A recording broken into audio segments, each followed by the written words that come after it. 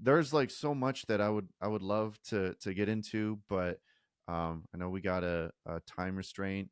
I had asked you in the email before we talked about doing this segment that I do with the guests about naming their 5 favorite Christian albums, but you probably, I don't know if you even have any time to go through those today. Well, I mean, I did think about it, but here's the question.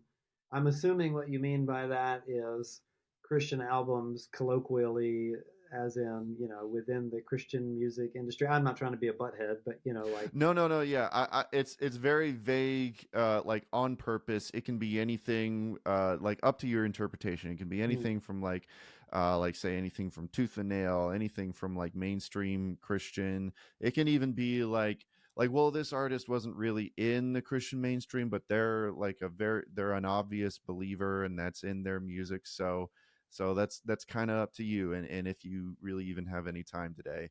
oh yeah, you ready for? I'm going to do some rapid fire ones. And I, Okay, let's do it. I saw that and I thought that was a fun idea. And I thought I'm not going to try to overthink it because then I end up. Other people are more mature than me and they can probably be honest. But if I'll probably try to curate a list that sounds cooler and is less honest. So Sure. off the top Yeah. of this is sincerely off the top of my head, believe it All or right. not. I'll say, uh, well, first of all, Amy Grant, Heart in Motion, Okay. a record that I talk about several times in my art book and Yeah. that I Yeah. listen to. I think a headphones listen of Heart in Motion is an amazing experience, a perfect pop record. Um, I'll say from the Tooth and Nail pantheon, I would probably pick Shorthand Operation by 90 Pound Wuss, Okay. which is kind of like a post punk masterpiece. And lots of lyrical content explicitly about Jesus Mm-hmm. and the Christian experience. Um, I would say my kind of unconventional pick would be Nick Cave and the Bad Seeds, The Boatman's Call, which is my favorite Nick Cave record. And he sings a lot about Jesus on that record. It probably wouldn't fit within what we describe as like the Orthodox Christian tradition, but um, it's a lot of searching on that album and for Jesus and by name. And it's really beautiful. Hmm. I'm on three now, so Yeah. I think that I would have to, just for the sole sake of acknowledging the influence and impact on me and kind of an industry, I would probably say Jesus Freak by DC Talk. Oh, Um, okay. here's a funny story about that. I was a child or I was a teenager in the 90s when this record came out. And I grew up like I had the early DC Talk records on cassette because I was into the rap music of the late 80s and early 90s. And a guy at the Christian bookstore told my mom, like, well, if they like that, then give them this. Hmm. And we did like it. We didn't know any better to think Yeah. that, like, oh, this is lame or this is Christian. We just thought cool.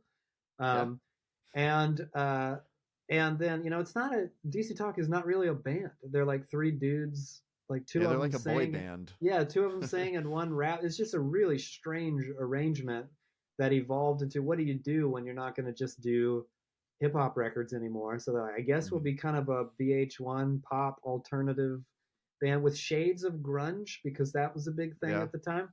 And they created this like super produced record. I mean, if you listen to it, and this is why I bring it up. My friends and I have this thing we do. We call it Discography Club. We have a group thread. We nominate artists. They have to be someone that at least the majority of the group hasn't heard the discography. A couple people can, but we nominate artists, start with the first record, listen to the entire discography over the course of, like days or weeks, however long the discography is. And we send the ratings on a 5-star scale back and forth to each other with our comments on each record. Um, and you listen to a lot of bad records this way. I mean, we listened Sure. to everything from like Kiss, and they had dozens of albums, to Slayer. I'd never really heard a Slayer record, Hmm. uh, to DC Talk. Someone said, let's listen to DC Talk. And we thought, oh, that'll be funny. Let's do it. And everyone in the group, this like group of, music lovers whose tastes probably don't fit within that kind of thing, admitted when they re-listened to Jesus Freak with headphones as an adult that they're like, it's a really good record. Like I don't, Sure. Yeah. it's and its production is kind of incredible. The Mm-hmm. the things that you probably wouldn't notice, well, at least I didn't when I was 12 years old or something like that. But now, as a musician and someone who's been in the studio a million times, I'm thinking like, oh man, how did they get that sound? And wow, this is a really cool thing that they did. And these songs are really sophisticated. So as funny as it sounds, I'm being completely honest. I think Jesus Freak is kind of a landmark album, and it's still good. You can listen to No, it now; it's yeah. still good. I mean, it's kind of, I guess, considered by many the quintessential CCM album for a reason. You know, it was a Yeah, game changer. yeah. I can't disagree.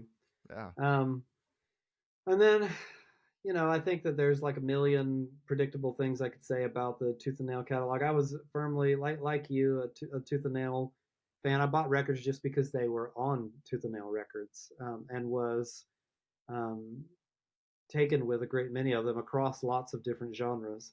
So I guess I'll say that the other, I named 90 Pound Will's, probably the other big Tooth and Nail act for me is Joy Electric. Um, Nice. and within his discography, I would probably pick the White Songbook. Um, That one's great. I think it's kind of underrated, honestly. yeah, um, I think I like almost all the Joy Electric albums at least moderately, and a lot of them I like a lot. But the first one I bought was "We Are the Music Makers." I was in high school, and it's an absolute like uh, overwhelming symphony of analog synth to the degree that it kind of alienates a lot of listeners. It's like, what the heck are you listening to? Like the tapestry of sound is so dense. Um, but I really liked it. And then I liked when he went minimalistic with albums like Robot Rock, um, and the Christian songs, which are more straightforward pop songs and kind of stripping back the layers of how many different sequencers can we add. Um, and I think he would probably uh, object to my use of the term sequencers, but I mean like arpeggiated synthesizer sounds. Um, but the White Songbook, to me, I remember buying it when it came out just because I was a steady fan. Like I would buy the new record and at least give it a like listen. Some of them were like, no, it's not my favorite. And others would be, whoa, wow, listen to what he did here. That one to me, from the opening track on, was just like, oh, this to me sounds like this is an overused adjective, but an epic record. It establishes itself from the opening track. It's like this is going to be a listening experience, not just a pop record. So, and that had an impact on me as a songwriter as well. So there you go. Off the top of my head, 5. I don't know that they're really my top 5, but the top 5 I thought of. So Sure, yeah, it there's at can least some kind of psychological thing going on there. yeah, it can be a top 5 or just 5 favorites in general. Cuz I know some people kind of struggle with like ranking albums or like having a top 5, so it's Sure. whatever. But cool. Joy Electric, fellow Tooth and Nail alumni turned pastor. That's right, man. Me and him, we're doing it. Yeah. And you guys are the only ones so far that have been on my channel. So, yeah. That's got to say something. That's got to mean something. Yeah, I guess so. I guess I have to become a pastor now. Well, hello there. Thanks so much for watching this video. It means a lot. Not sure if you noticed, but this is actually a clip from a longer full-length episode that you can go check out right now on my main channel. I'm Clifford today, because this channel is just a clips and highlights channel. Because if you're not a real YouTuber unless you have multiple channels. So, anyways, go like and subscribe and all that stuff. I love you.